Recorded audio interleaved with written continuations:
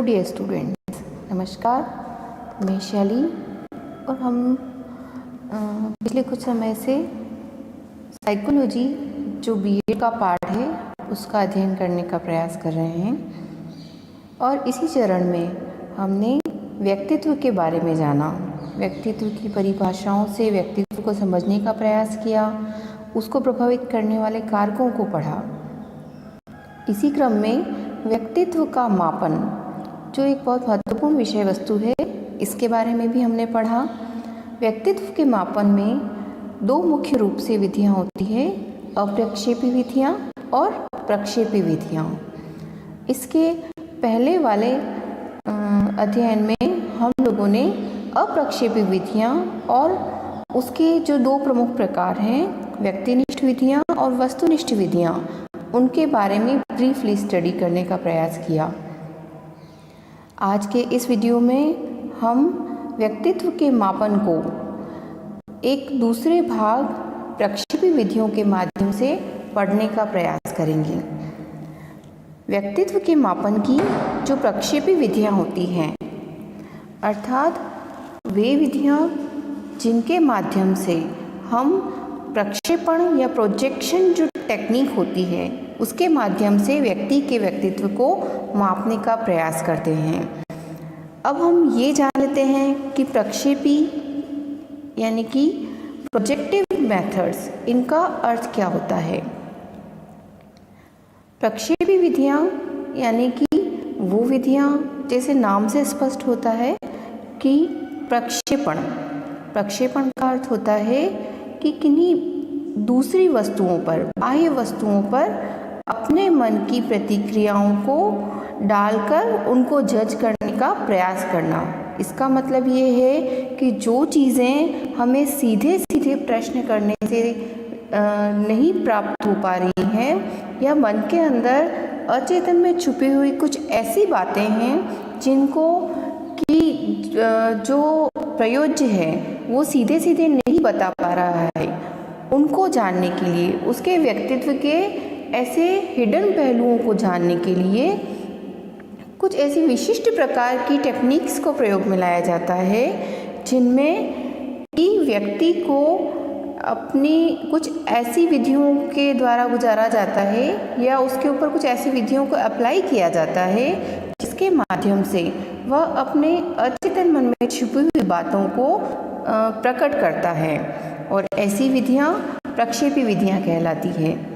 एक बार फिर जान लेते हैं कि प्रक्षेपण विधियां किसे कहते हैं। प्रक्षेपण की जो विधियां होती है, इस विधि में जो व्यक्ति होता है उसको बाह्य वस्तुओं के प्रति अपने अंतर्मन की जो प्रतिक्रिया है उसको अभिव्यक्त करने का समय दिया जाता है।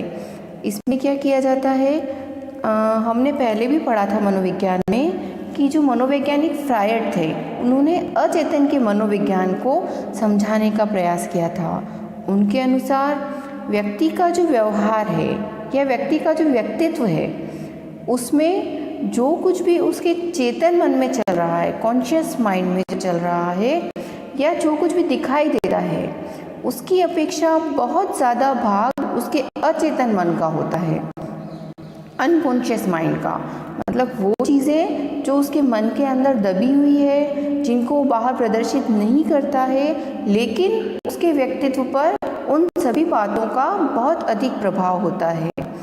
उसने व्यक्तित्व को मापन करने के लिए जो अभी तक हमने अप्रक्षेपी विधियां पढ़ी थी, जिनमें कि हम व्यक्ति के चेतन मन में जो चलता है उनसे व्यक्तित्व के मापने को प्रयास करते हैं, लेकिन उसके अचेतन मन में जो कुछ भी छुपा हुआ है उसको जानने के लिए कुछ विधियों का प्रयोग किया और उसके द्वारा व्यक्ति के अचेतन मन में छुपी हुई, जिनको हम दमित इच्छाएं कहते हैं, जिनको कि वो सबके सामने सामाजिक तौर पर पूरा नहीं कर सकता है, तो उन दमित इच्छाओं का उसके व्यक्तित्व पर क्या प्रभाव पड़ता है, इसको भी जानने का प्रयास किया था।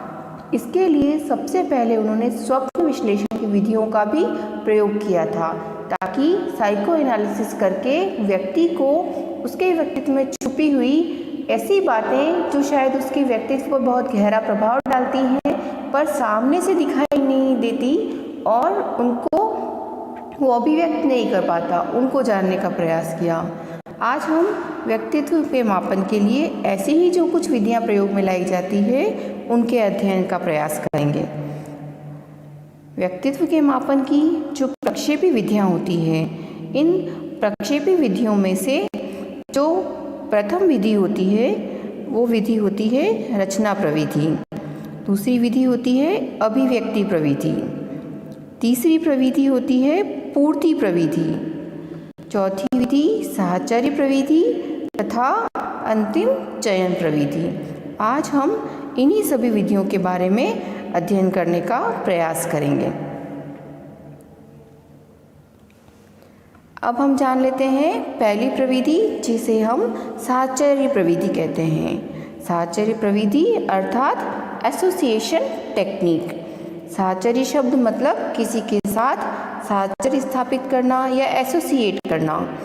इसमें इस विधि को प्रयोग करते समय जो प्रयोक्ता होता है वह क्या करता है, इस विधि में वह जो भी व्यक्ति जिसका वो व्यक्तित्व का मापन करने का प्रयास कर रहा है उसके सम्मुख कुछ उद्दीपन प्रस्तुत करता है, और ये जो उद्दीपन होते हैं उन उद्दीपनों से संबंधित प्रतिक्रिया करने के लिए उसको कहा जाता है। ये जो प्रतिक्रिया है ये किसी उसको वाक्य के समूह के रूप में या चित्र के रूप में प्रस्तुत करने के लिए कहा जाता है। इसमें से सबसे ज़्यादा जो साहचर्य विधि में प्रयोग किया जाता है उसमें प्रयोक्ता क्या करता है, एक एक शब्द बोलता जाता है और जो सामने वाला व्यक्ति है वो उनके सम्मुख प्रतिक्रिया प्रस्तुत करता है, और वो प्रतिक्रिया क्या होती है, कुछ शब्दों के रूप में हो सकती है या उसके चेहरे की भावनाओं के रूप में हो सकती है।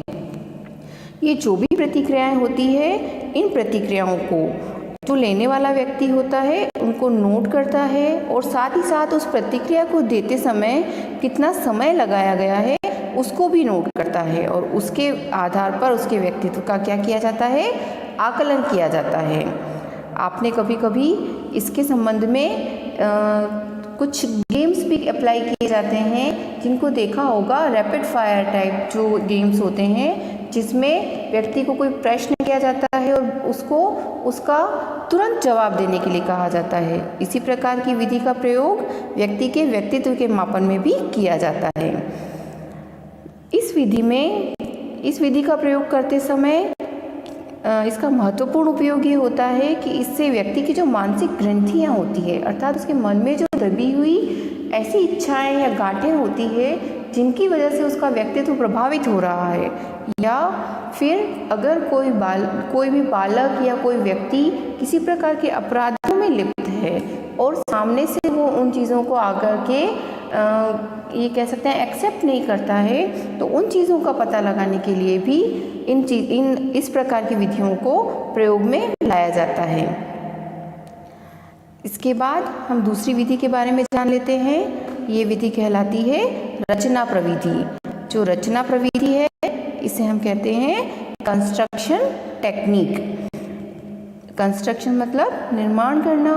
निर्माण किस चीज़ का करना है हमें, तो इसमें जो प्रयोज्य है उसके सामने कोई विषय वस्तु या उद्दीपक प्रस्तुत कर दिए जाते हैं जिनके आधार पर उसको कुछ चीज़ कंस्ट्रक्शन करने के लिए कहा जाता है। जैसे कि उसके सामने कोई एक ऐसी परिस्थिति उत्पन्न कर दी जाती है जिसके ऊपर उसको वाक्य की, किसी कविता की या किसी कहानी की रचना करने के लिए कहा जाता है। कभी कभी उसमें चित्र के रूप में भी उसकी रचना करवाने का प्रयास करवाया जाता है। ऐसी स्थिति में क्या होता है कि जो प्रयोज्य होता है उसके अचेतन मन में जो भी छुपा होता है वो उस रचना के माध्यम से अभिव्यक्त कर देता है, और जो उसका विश्लेषण करता है वो उसके आधार पर उसके व्यक्तित्व की उन अचेतन बातों का भी क्या करता है, मूल्यांकन करता है। इसीलिए इसे क्या कहा जाता है, प्रक्षेपी विधि, क्योंकि इसमें व्यक्ति स्वयं उन बातों को एक्सेप्ट नहीं कर रहा है, जबकि वो अपनी रचनाओं के माध्यम से जो बातें व्यक्त कर रहा है उससे ये इंटरप्रिटेशन निकाले जाते हैं कि उसके मन के अंदर में क्या चीज़ें छुपी हुई हैं। इसके बाद इसकी जो अगली विधि है, उस अगली विधि को हम कहते हैं पूर्ति प्रविधि। पूर्ति प्रविधि में क्या होता है, इस विधि में जो प्रयोज्य है उसके सम्मुख कोई भी इनकम्प्लीट चीज़ों को व्यक्त किया जाता है ना। अधूरे उद्दीपक, ऐसे उद्दीपक दिए जाते हैं कि जिसमें कोई अधूरी रचना है जिसको वो क्या करता है, पूरा करता है। उसको क्या करने के लिए कहा जाता है, पूरा करने के लिए कहा जाता है। तो ऐसी स्थिति में उसको क्या दिया जाता है, कोई अधूरी कविता या कोई अधूरी कहानी दी जाती है और उसको पूर्ण करने के लिए कहा जाता है। और जो प्रयोज्य है वो उसके द्वारा किए गए कार्य का मूल्यांकन करता है और उसके आधार पर उसके व्यक्तित्व को जानने का प्रयास करता है। इसके बाद आती है क्रम या चयन प्रविधि। इस प्रविधि में क्या होता है, इसको हम ऑर्डरिंग टेक्निक भी कहते हैं। क्रम को हम इंग्लिश में क्या कहते हैं, ऑर्डर में जमाना, और चयन मतलब सेलेक्ट करना। तो ये है ऑर्डरिंग टेक्निक और सिलेक्शन टेक्निक। इसमें इस विधि में मापनकर्ता क्या करता है, जो उसका प्रयोज्य है उसके सम्मुख कुछ वस्तुओं अथवा चित्रों, शब्दों, मूल्यों आदि को प्रस्तुत करता है और इसके माध्यम से वह क्या करता है, उनको क्रमबद्ध करने के लिए कहता है, उनको जमाने के लिए कहता है। तो जो प्रयोज्य है उसमें वो प्रयोज्य उसको ऑर्डर करने में या जमाने में किस क्रम का इस्तेमाल करता है, किन चीज़ों को प्रायोरिटी पे डालता है।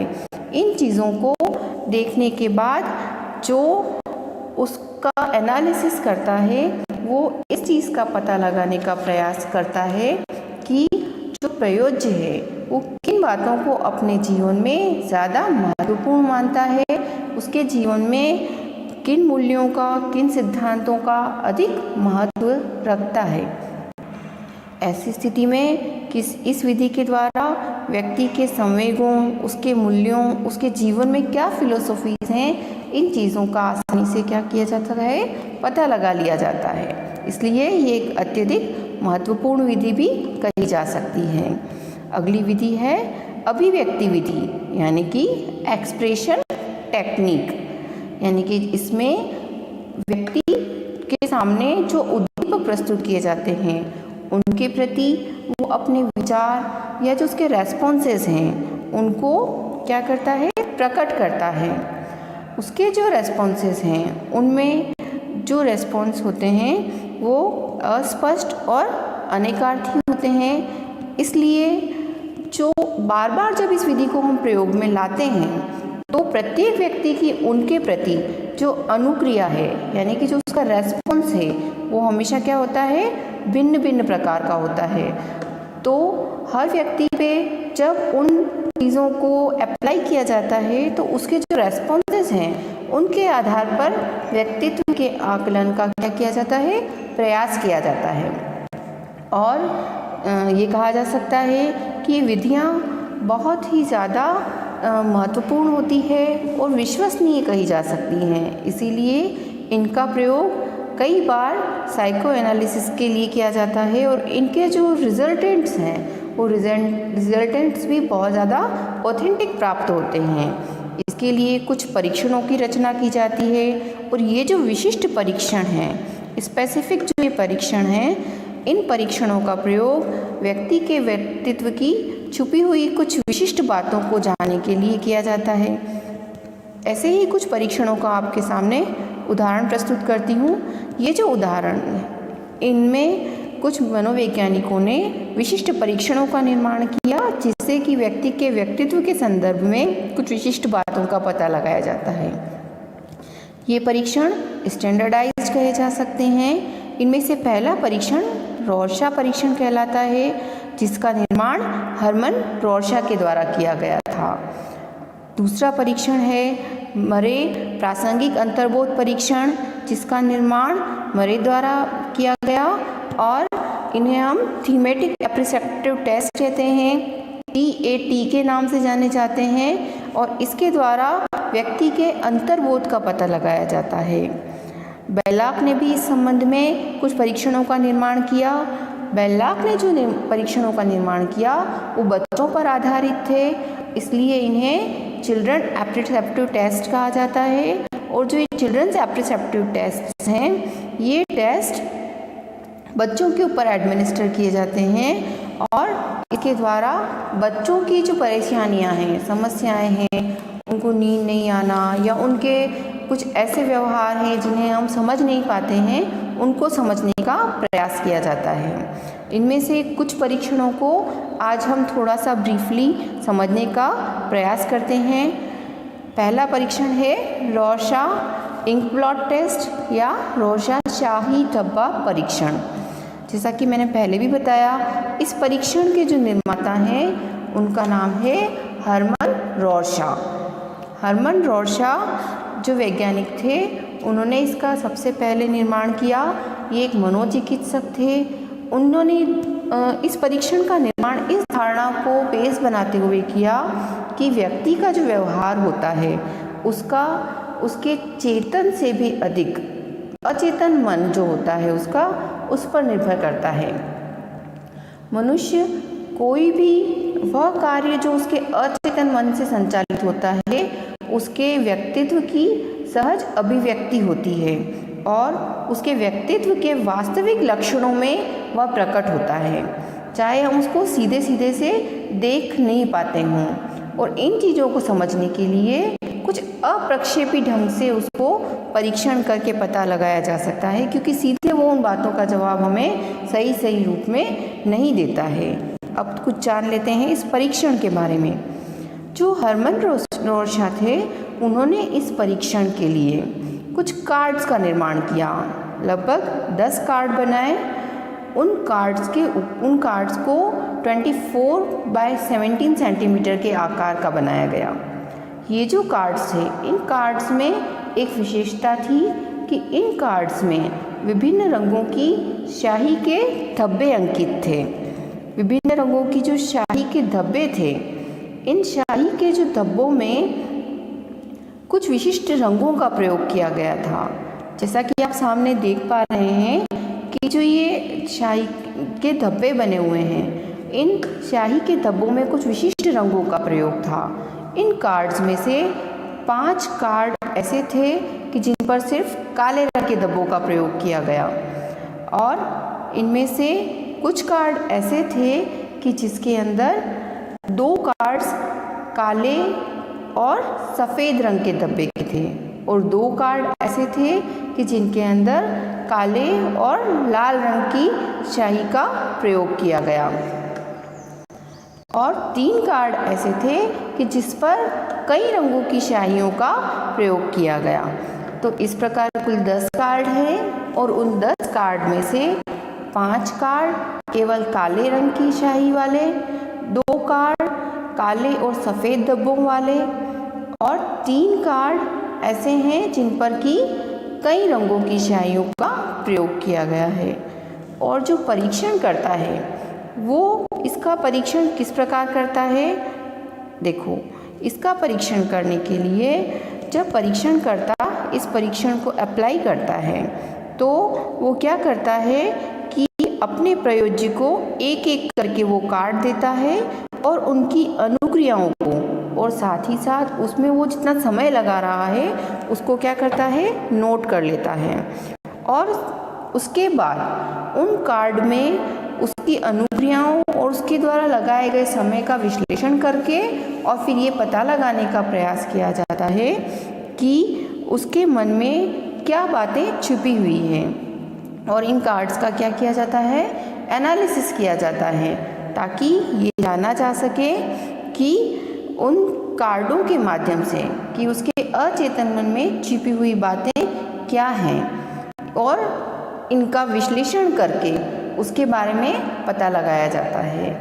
विश्लेषण में कुछ विशेष बातों पर भी ध्यान दिया जाता है, जैसे कि स्थान और उसका निर्धारण किस प्रकार किया जा रहा है उसके आधार पर, साथ ही साथ उसका विषय क्या रहा है उसके आधार पर, तथा जो उसकी अनुक्रियाएं हैं वो कैसी रही उनके आधार पर। और इस परीक्षण का अंकन और व्याख्या उसके मैनुअल जो निर्देशन होता है ना, परीक्षण का निर्देशिका बनी होती है, जो मैनुअल होता है उसके आधार पर किया जाता है और फिर उसको अंक प्रदान किए जाते हैं और उनके अंकों के आधार पर उसके व्यक्तित्व के लक्षणों की सीमा का क्या कर लिया जाता है, निर्धारण कर लिया जाता है।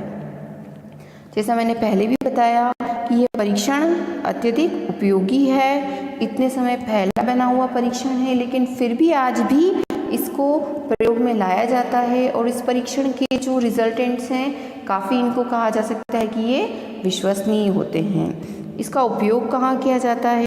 इसका उपयोग व्यक्तित्व के ज्ञानात्मक, क्रियात्मक तथा भावात्मक तीनों प्रकार के पक्षों के छुपे हुए पहलुओं को जानने के लिए किया जाता है।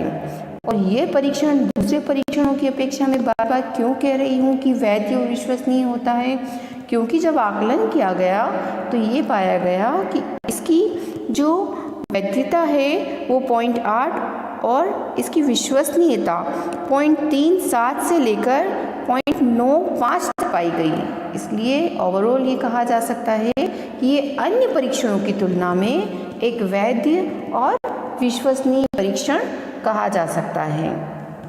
हालांकि ये बात भी कही जानी चाहिए कि इन परीक्षणों का प्रयोग जो विशेषज्ञ हैं उन्हीं के द्वारा संभव है, क्योंकि इन परीक्षणों की जो व्याख्या है उसको करने के लिए अत्यधिक मनोवैज्ञानिक विधियों का या अत्यधिक मनोवैज्ञानिक ढंग से किया जाना आवश्यक है, तभी इनके रिजल्ट जो हैं वो विश्वसनीय प्राप्त हो सकते हैं। इसके बाद हम अगले परीक्षण के बारे में जानते हैं, वो है मरे प्रासंगिक अंतर्बोध परीक्षण। जो मरे हैं ये वैज्ञानिक थे, इन्होंने सबसे पहले प्रासंगिक अंतर्बोध परीक्षण के निर्माण करने का कार्य किया। इन्होंने इस परीक्षण को इस तथ्य पर आधारित किया कि मनुष्य अपने परिवेश की जिन वस्तुओं और क्रियाओं के संपर्क में आता है वह उसके मस्तिष्क में संचित हो जाती है, और इस प्रकार के जो संचित अनुभव हैं, इन संचित अनुभवों को क्या कहा जाता है?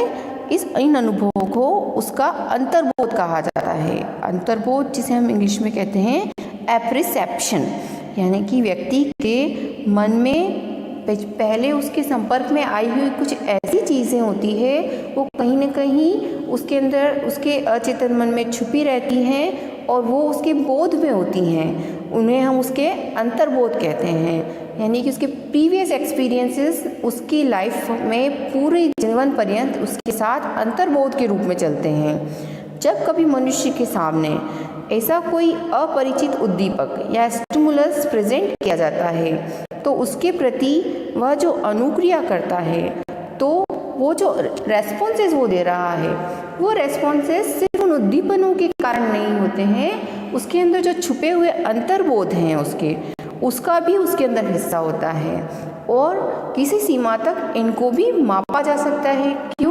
क्योंकि व्यक्ति के जो हम कभी कभी कह सकते हैं कि ऐसे व्यवहार होते हैं ना जिनको हम मानते हैं कि वो व्यवहार उसके द्वारा क्यों किए गए, उनके पीछे हम कारणों को नहीं समझ पाते हैं। व्यक्ति की कभी कभी ऐसी अस्पष्ट प्रतिक्रियाएं होती है, जिसे आपने सीधे से जाकर के किसी व्यक्ति को फ्लावर्स गिफ्ट किए लेकिन उसका रेस्पॉन्स वैसा नहीं मिल रहा है आपको जैसा आपने मन में जज किया था। आपने फ्लावर्स को ग्रीट करने के लिए दिए लेकिन आपको उसका रेस्पॉन्स वैसा नहीं मिला, उसके चेहरे पे खुशी नहीं आई, तो उसका कारण क्या है? उसका कारण ये भी हो सकता है कि उसके अंतर्बोध में एप्रिसिएशन में उन फूलों के साथ में जुड़ी हुई कोई पिछली घटना हो सकती है जिसके कारण वो उन्हें पसंद नहीं करता और उसने उन चीज़ों को उस ढंग से रिएक्ट करके आपको जवाब नहीं दिया। तो इन चीज़ों को भी कभी कभी मनोवैज्ञानिकों के द्वारा व्यक्तियों के व्यवहार को मापने के लिए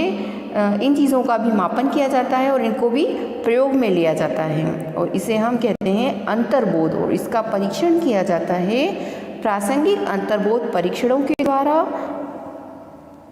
मरे ने जिस परीक्षण का प्रयोग किया वो था थीमेटिक एप्रिसेप्टिव टेस्ट, जिसको हम TAT के नाम से भी जानते हैं। इस टेस्ट का प्रशासन करने के लिए उसने कुछ कार्ड्स निर्मित किए। ये कार्ड संख्या में कितने थे? 30 कार्ड्स थे। अच्छा, इन 30 कार्ड्स में से 10 कार्ड जो थे वो सिर्फ पुरुषों के लिए, 10 कार्ड सिर्फ महिलाओं के लिए और 10 कार्ड महिला और पुरुष दोनों के लिए कॉमन रूप से प्रयोग में लिए जाते थे। इन कार्डों में मनुष्य के व्यावहारिक जीवन से संबंधित घटनाओं से जुड़े हुए कुछ चित्र बनाए जाते थे। जैसा कि आप सामने देख रहे हैं, एक कार्ड मैंने दिया है।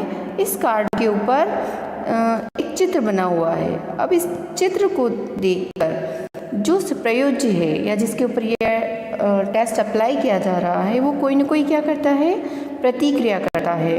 और इसी प्रकार एक क्रम में बारी बारी करके इन 30 कार्ड्स को उसको दिखाया जाता है। जब ये कार्ड उसको दिए जाते हैं तो वो उस कार्ड के बारे में क्या सोचता है वो एक कहानी या प्रसंग के रूप में उसको बताने के लिए कहा जाता है। और वो उन कार्ड को देखकर जो कुछ भी बताता है वो चीज़ें उसके मन में छुपी हुई बातें या उसके व्यक्तित्व की जो आवश्यकताएं हैं कहीं न कहीं उनको अभिव्यक्त करती है। और जब इनका इंटरप्रिटेशन किया जाता है तो उसके व्यक्तित्व के बारे में जानकारी प्राप्त की जाती है, इनका विश्लेषण किया जाता है और उसके प्रीवियस अनुभवों का उसके व्यक्तित्व पर क्या प्रभाव पड़ रहा है इनको पता लगाने का प्रयास किया जाता है। इसी क्रम में अगला परीक्षण बाल अंतर्बोध परीक्षण कहा जा सकता है। जो बाल अंतर्बोध परीक्षण है, ये बाल अंतर्बोध परीक्षण लियोपोल्ड बेलार्क द्वारा बनाया गया। नाम से स्पष्ट है क्योंकि ये अंतर्बोध है तो जैसा मैंने पहले बताया ये व्यक्ति के एप्रिसेप्शन को नापता है। लेकिन इन कार्ड्स का निर्माण सिर्फ बालकों के लिए किया गया जिनकी आयु 3 से 10 वर्ष होती है। तो जो 3 से 10 वर्ष के बालक हैं उनके बाल संप्रत्यय का इसके द्वारा क्या किया गया था? परीक्षण किया गया था। इसमें कुल मिलाकर के 10 कार्डों का निर्माण किया गया था और इन कार्ड्स के ऊपर जैसा कि आपको सामने दिखाई दे रहा है कुछ सिचुएशंस बनी हुई थी, कुछ बालक बने हुए हैं और इनके अंदर कहीं जानवरों और प्रकृति का भी क्या किया गया था? प्रयोग किया गया था। और उनके आधार पर बालक से कुछ चीज़ों को बताने का, कुछ वर्णन करने का प्रयास किया जाता है। और जब बच्चा जो कुछ बताता है तो मनोवैज्ञानिक उसके द्वारा उसके मन में छुपी हुई इच्छाओं को पता लगाने का प्रयास करते हैं।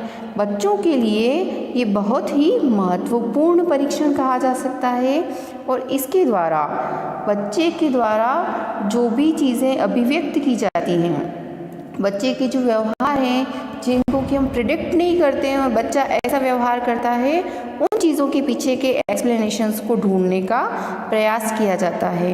कभी कभी कोई बालक अगर जिसे हम कहते हैं बाल अपराध में लिप्त पाए जाते हैं तो उनके ऊपर भी इन परीक्षणों को अप्लाई किया जाता है। या मानसिक रूप से कुछ समस्याओं से गुजर रहे हैं, एबनॉर्मल बिहेवियर करते हैं, तो ऐसे बालकों के ऊपर भी इन परीक्षणों का प्रयोग किया जाता है और इससे बालकों के मन में छिपी हुई बातों का पता लगाया जाता है। अच्छा, इस परीक्षण के संबंध में एक और विशिष्ट बात आपको बताना चाहूँगी कि ये जो परीक्षण था इसका निर्माण किसने किया था? बेलार्क ने किया था। और इसके ऊपर जो चित्र बनाए गए हैं, क्योंकि वो एक पाश्चात्य मनोवैज्ञानिक थे तो वो चित्र भी मनोवैज्ञानिक परिदृश्यों को लेकर बनाए गए थे। तो वो जो परिदृश्य थे वो पाश्चात्य संस्कृति के थे। इसको देखकर भारतीय परिदृश्य को लेकर भी यहाँ पर डॉक्टर उमा चौधरी ने उस आधार पर कुछ कार्ड्स का निर्माण किया और इसी प्रकार का एक परीक्षण बनाया। इस परीक्षण में उन्होंने 13 चित्रों का निर्माण किया था और इन चित्रों को 15 बाई 18.5 सेंटीमीटर के आकार पर बनाया और इस पर भारतीय परिदृश्य से संबंधित कुछ चित्रों को डाला गया। इसलिए ये बात भी जानना बहुत आवश्यक है कि भारतीय परिदृश्य में बनाया गया चिल्ड्रन एप्टीट्यूड टेस्ट, जिसको हम CAT भी कहते हैं, उसको पहली बार किसके द्वारा बनाया गया? डॉक्टर उमा चौधरी के द्वारा। अच्छा, अब हमने इतने सारे जो प्रक्षेपी परीक्षण हैं इनके बारे में जाना। अब हम इस अगले चरण में ये जान लेते हैं कि व्यक्तित्व के जो परीक्षण किए जाते हैं उनका ओवरऑल क्या उपयोग होता है या कहाँ कहाँ पर हम इनको काम में ले सकते हैं। इसको मैंने 4 विशिष्ट श्रेणियों में बांटा है। इनमें से पहली श्रेणी होती है शिक्षा के क्षेत्र में उपयोग। शिक्षा में ये कहाँ उपयोग में लाया जा सकता है। शिक्षा में या तो किसी पर्टिकुलर कोर्स के लिए छात्रों का चयन कर रहे हैं, तब अगर अपेक्षित है तो उनके ऊपर ये परीक्षण अप्लाई किए जाते हैं। छात्रों की रुचियाँ, उनकी आवश्यकताएं, उनकी इच्छाएं जानने के लिए इसका प्रयोग किया जाता है। और साथ ही साथ जो छात्र होते हैं कभी कभी उनको जब गाइडेंस दी जाती है, उनकी काउंसलिंग की जाती है, तो उनको शैक्षिक और व्यावसायिक दृष्टि से गाइडेंस देने के लिए इन परीक्षणों को उपयोग में लाया जाता है। उद्योग और व्यापार के क्षेत्र में भी व्यक्तित्व के परीक्षणों को प्रयोग में लाया जाता है। बड़ी बड़ी मल्टीनेशनल कंपनीज जो होती हैं, जब वो अपने रिक्रूटमेंट करती हैं तो वे अपने अधिकारियों और कर्मचारियों की नियुक्ति करते समय और उनकी पदोन्नति करते समय भी इस प्रकार के परीक्षणों को उपयोग में लाती हैं। सैन्य क्षेत्र में भी इसका उपयोग किया जाता है, जब सैन्य अधिकारियों की नियुक्ति और चयन किया जाता है। साथ ही साथ ये बात तो सभी जानते हैं कि मनोचिकित्सा के क्षेत्र में जब भी कोई व्यक्ति साइकोलॉजिकल बीमारियों से पीड़ित होता है, उसको विशेष प्रकार के मनोरोग होते हैं या उसके स्वप्नों का एनालिसिस किया जाता है, तब इस प्रकार की विधियों का विशिष्ट रूप में उपयोग किया जाता है।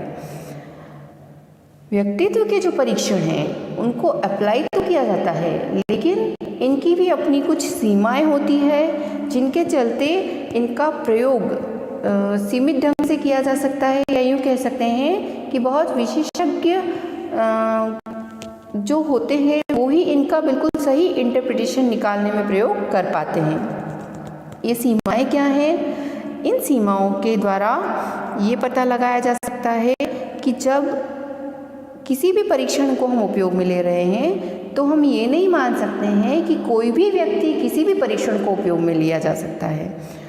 अर्थात जो व्यक्तित्व परीक्षण है उससे हम उसकी एक सबसे बड़ी सीमा ये है कि क्योंकि ये विशिष्टता लिए होते हैं तो ये सीमित लक्षणों का मापन करते हैं और विशिष्ट लक्षणों का ही मापन करते हैं, और इनके व्यक्तित्व के सही मापन के लिए किसी एक परीक्षण का प्रयोग किसी विशिष्ट लक्षण के मापन के लिए ही किया जा सकता है।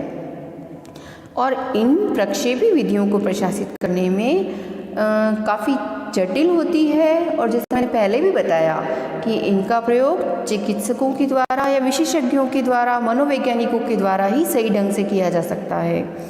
इनसे जो आंकड़े प्राप्त होते हैं, इन आंकड़ों से उसके जो पीछे कारण छुपे हुए होते हैं उन कारणों का पता तो लगाया जा सकता है, किंतु किसी भी समय किसी व्यक्ति के व्यक्तित्व का सही मापन किया जा रहा है, इस बात का प्रमाणीकरण नहीं किया जा सकता है।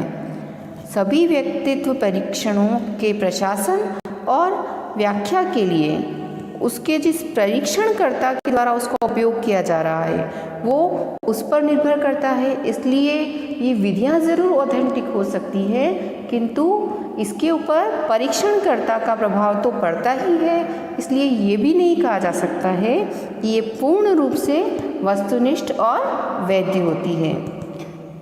इसके साथ ही आज हमने मनोविज्ञान का सहारा लेते हुए शिक्षा मनोविज्ञान में जो व्यक्तित्व को हमने समझने का प्रयास किया और उसको किस प्रकार से मापा जाता है, उसकी क्या आवश्यकता होती है, इन परीक्षणों की क्या सीमाएं होती है और किस सीमा तक ये किसी व्यक्तित्व को समझने में हमारे लिए मददगार साबित होते हैं, इसको जानने का प्रयास किया। इसी के साथ मैं आशा करती हूँ कि ये जानकारी किसी न किसी रूप में आपके लिए, आपकी परीक्षाओं के लिए अत्यधिक रूप से उपयोगी सिद्ध होगी। इसके साथ ही धन्यवाद और नमस्कार।